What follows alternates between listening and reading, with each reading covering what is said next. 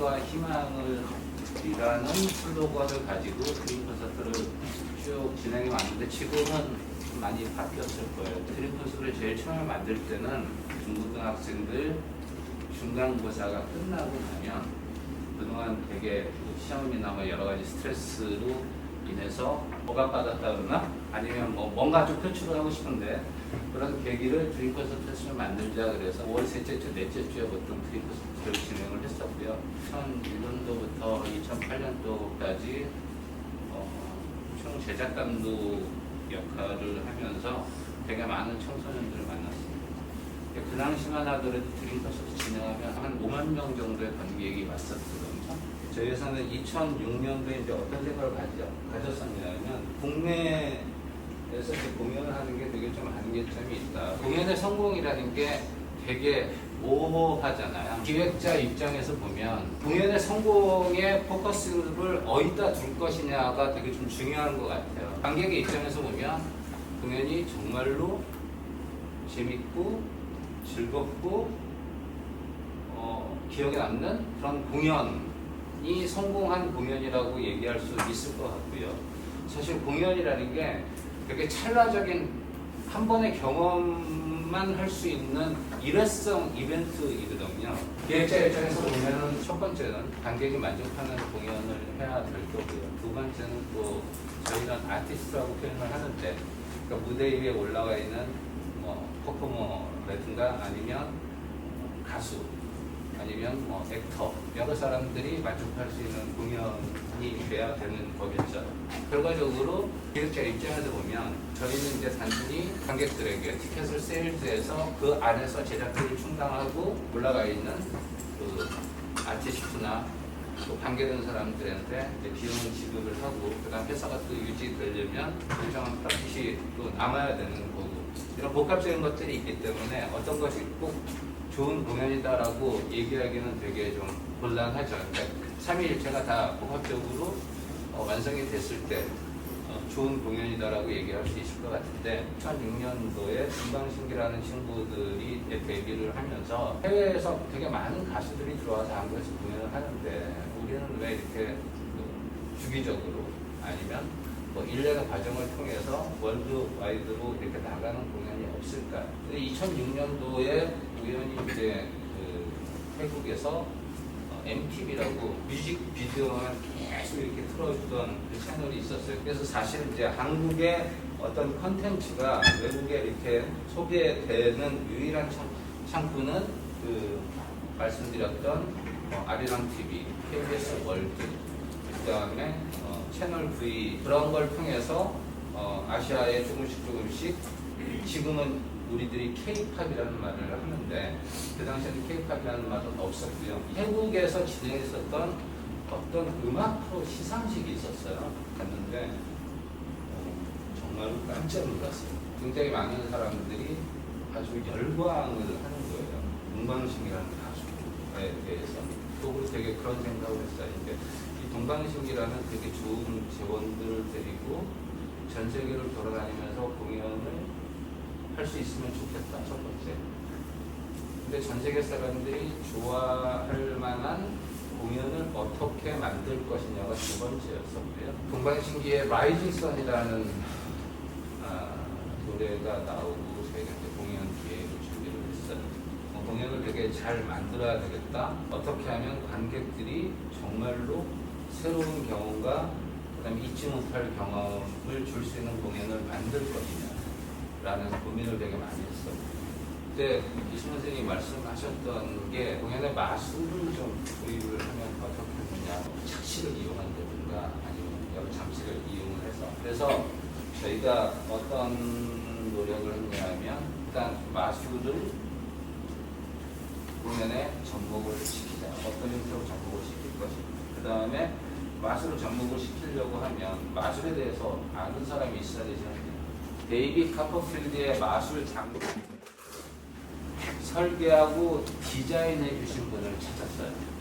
그분을 저희가 한국에 모셔서 그분을 초빙을 해서 말레이시아에 있는 그 장치를 설계하고 만든 로이라는 친구하고 이렇게 장치들을 막 설계를 하고 시작을 하는데 일단 등장부터 이제는 없던 방식으로 해야 되겠다.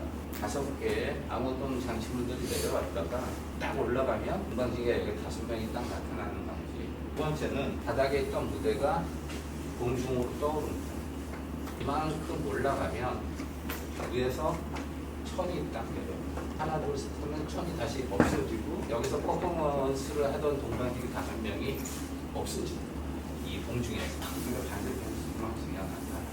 아무것도 없는 화분 같은 데에서 여자가 나무랑 같이 이렇게 딱 피어나는 것도 제가 기획을 했어요. 그러면서 이제 저희가 동방신기 라이징 선이라는 공연을 되게 기가 막히게 만들었어요.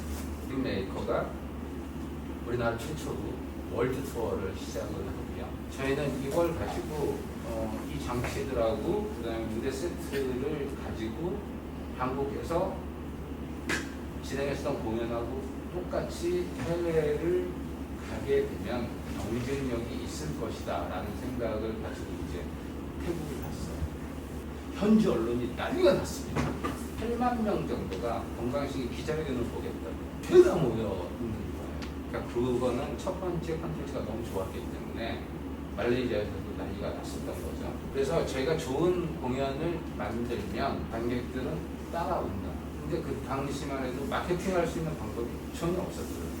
동방신기 공연을 보니까 정말 난리가 났거든요. 한국 컨텐츠가 이렇게 대단한 거였어를 저희가 최초로 알린 계기가 됐었던 거죠. 임팩트 아레나라고 지금 태국에 요즘도 많은 가수들이 임팩트 아레나라는 공연장 가서 공연을 하는데 저희가 이제 무대 도면을 넘기는데 전체 공연장 바닥이 이렇게 생겼다고 하면 처음에는 뭐 돌출 무대라는 게 되게 일반적이었잖아요. 근데 저희 2000년대 초반만 해도 돌출이라는 개념이 거의 없었어요. 무대는 그냥 무대 안에서 본무대 안에서 해야 된다 하시는 퍼포먼스를. 뭔 얘기야. 관객들이 나하고 아티스트하고 가까워질수록 관객들이 더 좋아하지 않겠어? 그런데 이렇게 무대를 나오는데 되게 많은 난관이 따랐어요. 스피커가 이렇게 달려있는데 가수들이 마이크를 들고 나오면 스피커에 마이크 소리가 들어가서 피드백이 생긴다고 이거 절대 안 된다. 콘서트는 대부분 조명이 뒤에서 앞으로 나와요. 그래서 앞으로 나오면 관객들 눈으로 직접 조명을 하게 되면 되게 화려해 보이거든요. 우리가 뭔가를 좀 놓칠 수도 있는 그런 상황인데 그 다음에 경호 진행도 설득을 해야 돼요. 관객들이 앞으로 달려나올 수도 있고 뭐 할 수도 있고 사고의 위험도 있고 그 다음에 앞으로 나오게 되면 고려해야 될 부분들이 되게 많은데 이렇게 저희 공연을 넘겼는데 티켓이 잘 나가니까 그걸 없애버렸어요. 공연장 갔더니 이제 난리가 났어. 무대 도면대로 안 했어. 우리는 공연이 더 중요한데 너는 티켓을 팔았단 말이야. 우리 공연 안 해. 스태프 다 철수. 공연 안 해. 이건 말이 안 된다. 왜냐면 우리가 도면을 미리 넘기고 다 사전에 협의가 끝난 거를 너네들 티켓이 잘 나간다고 돈 벌려고 더 팔았던 거잖아. 그게 한 3시간 있다 연락 왔어. 그래서 까 하나씩 보고라고.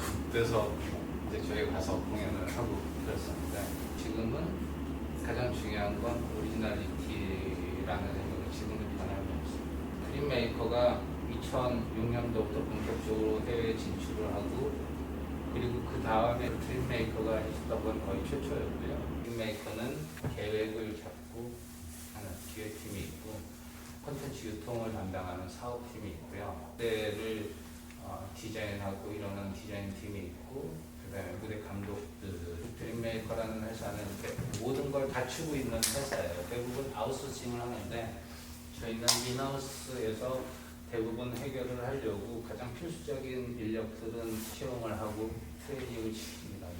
포스트코브라고는 들어보셨나요? 과정의 대문자, 그러니까 이니셜이에요. P는 이제 플래닝이라고 해서 우리가 뭔가를 할 때 계획을 세웠잖아요. 계획을 세웠으면 그걸 이제 좀 조직화해야 되겠죠. 오거나이징을 해야 될 것 같아요. 오거나이즈를 해서 거기에 맞는 조직 체계를 구축을 해야 되겠죠. 그 다음에 중요한 게